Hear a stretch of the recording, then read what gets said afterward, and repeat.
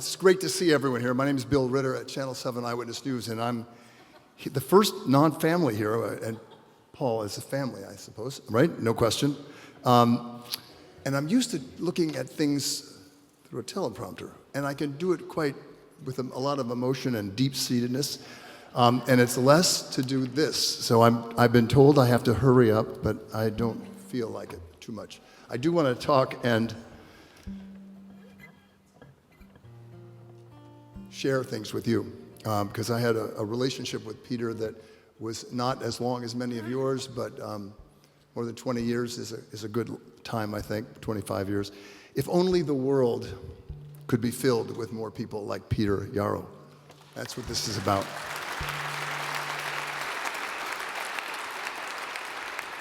I wonder how many of us have thought about that since January, especially. I know I did. Like many of you, I marveled for years at how Peter became one of the most peace-focused activists in this country.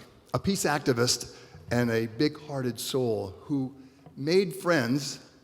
There was one person who didn't have a relationship with Peter in this place, who made friends so easily. I met Peter in the early 2000s, I should say. I'm old enough to almost be in the 20s. It was at his apartment, the wonderful apartment just down the street from our WABC TV studio, which is no more now.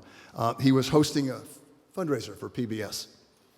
I remember it well, in part because he had catered the event with food from Rosa Mexicano. And with that menu choice, our friendship was somehow immediately sealed. Peter's house was part home, part music hall, and part haven for deep discussions. Peter giving of himself also meant giving of his home, and it was wonderful. That first night, I brought with me my then young, very young son, Owen, who was very much into music. He loved listening to Peter, Paul, and Mary, and Peter, over the years, would be incredibly generous, talking to Owen about music and about the industry. So while I don't remember the exact date we became friends, I do remember that night that started our friendship. We talked about everything, like trying to stop war, how important peace was and is, and figuring out how to make the country a better place. He was filled with that. And when I got to the part of who I was, like me getting kicked out of college in 1972 for protesting the Vietnam War, well, Peter and I really quickly bonded even more. We met regularly for lunches at the same restaurant every 3 months at Atlantic Grill, close to his house and close to my office. Our sessions were a kind of no-hold-barred discussion about politics and the direction of the country. Stopping war, stopping gun violence, and treating people with respect. That's what our friend Peter cared about. We also talked about our families and our lives and what was happening to both, politics and the personal. And speaking about the personal, how do you top the love story of Peter and his wife Mary? Really, getting married, then not being married, and then married again. That's love. That's partnership.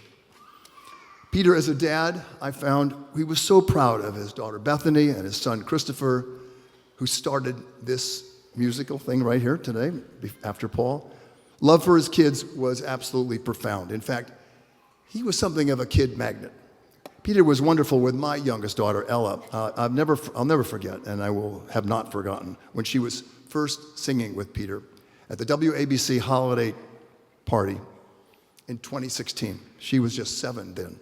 She's now in 11th grade. And they sang, no shocker, Puff. And then towards the end, Peter brought in, and as was his wont to do, the other kids at the party. We did this once a year, and they loved it, and so did the parents. In fact, we parents were crying watching these kids sing with Peter. Peter also helped me after I returned to college, and I enrolled at the new school at the age of 62. I found in Peter this huge pool of information for the school projects that I wanted deeply to dig into. For instance, Peter was always frustrated with the reach of his Facebook page. Do you remember this? So he gave me the green light to help him as part of my project to fine-tune his Facebook posts. I got a good grade on it, and I learned a lot more working with him. I was impressed, and it was impressive, because he was trying hard to break through this new form of communication, Facebook. The hard truth was it was difficult to write for Facebook. There's no question, even for people far younger than Peter. But he was committed to it. It wasn't going to stop him. He also became something of a teacher for me in the second round of college, in another one of my bigger projects, studying the role, you're going to like this, Paul, the role of music, of folk music in Greenwich Village. And I went everywhere, looking at all the things he told me I have to see, where Peter, Paul, and Mary played, and where Peter and his musical clan became anti-war activists. But the story that resonated most for me was Peter's tale about the organizing of the March on Washington in summer 1963. I learned things that I didn't know before, and that maybe some of you don't know. Martin Luther King asked his friend from New York, Harry Belafonte, to organize those who would sing at one of the most important gatherings ever in Washington. Belafonte and King wanted to make it a diverse group of performers. So Belafonte asked Peter to help bring some musicians to the event. I know you remember this.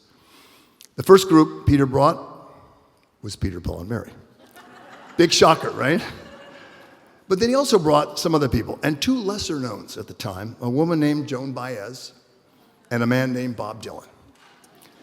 Dylan had already written Blowin' in the Wind, but it was Peter, Paul, and Mary who would make that song famous by singing it. Their version went public in June 1963. It immediately sold about 300,000 copies, and more than 1 million were sold in the wake of the Dr. King March. The song in the process had become the unofficial anthem of the civil rights movement. Is Bob Dylan here?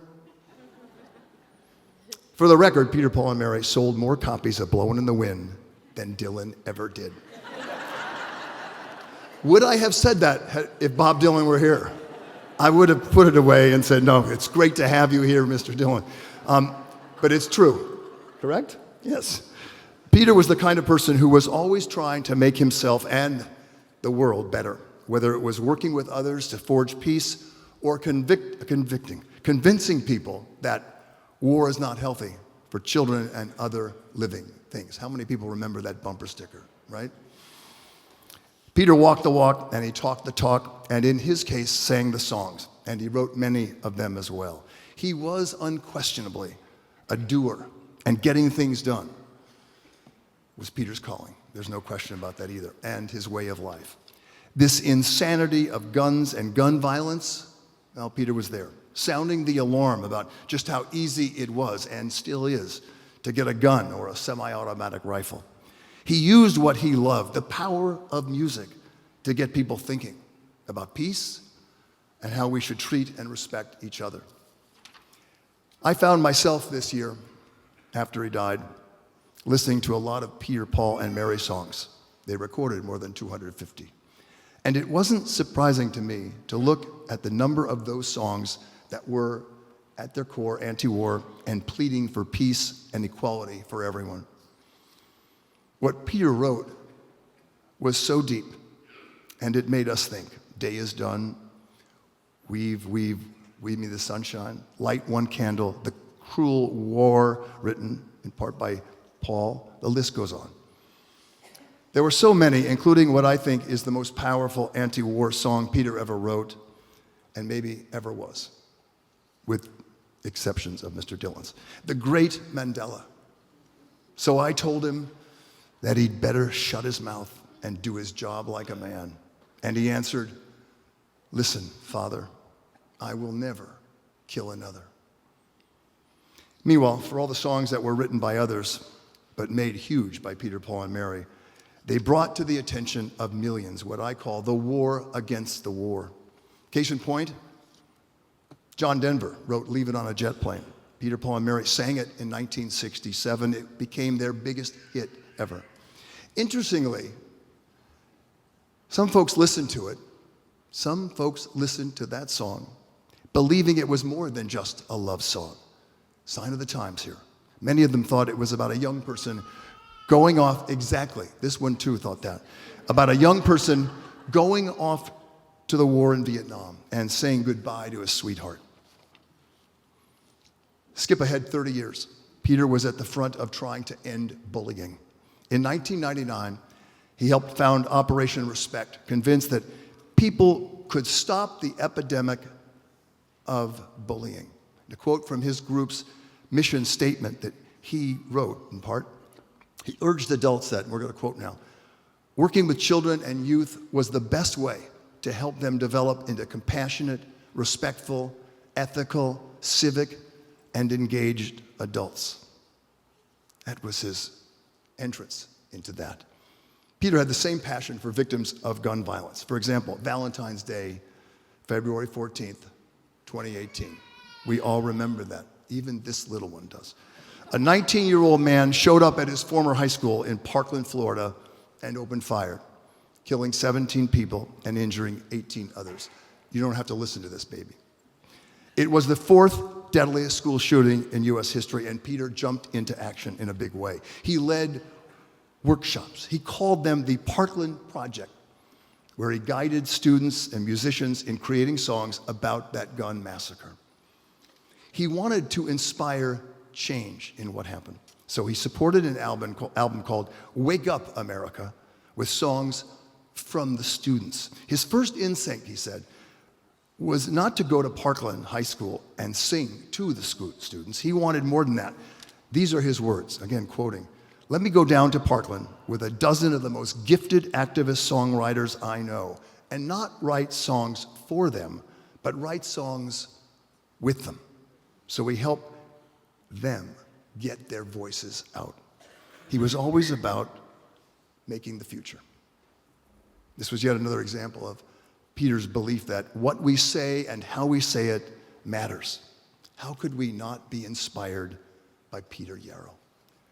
I have been thinking about this since last winter, when we saw and when we knew that Peter was at the end of a mission, the end of his incredible journey, a journey that Peter would embrace with chutzpah and heart and more commitment than anyone I've ever known. A journey that yelled to the universe, "I will do anything," spot on, and everything I can to make this a better place. Not just for himself or his family, but a better place for everybody. Those caught in a war, those who are discriminated against, those who are victims of gun violence, and those who are bullied. What an amazing life he had. What amazing partners he had. Just ask Paul. It is impossible to find just one song to single out with Peter, to fully explain what he stood for. One song really spoke to me. I listened to so many songs over this summer in a pool several times, hours at a time. One song really spoke to me, a song Peter wrote. It combined his heart and his sense of humanity with his longing for peace and equality. I wanted to unveil my choice from this, and then a few minutes ago, the great Paul Stuckey sang the song.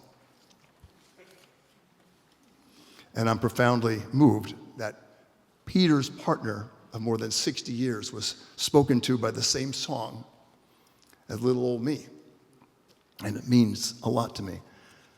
Does anyone want to just sing once really quickly with Weave, Weave, Weave Me the Sunshine, or did we do it? Okay. Weave me the sunshine out of the falling rain. Weave me the hope of a new tomorrow and fill my cup again. Thank you very much for that. If only the world could be filled with more Peter Yarrows.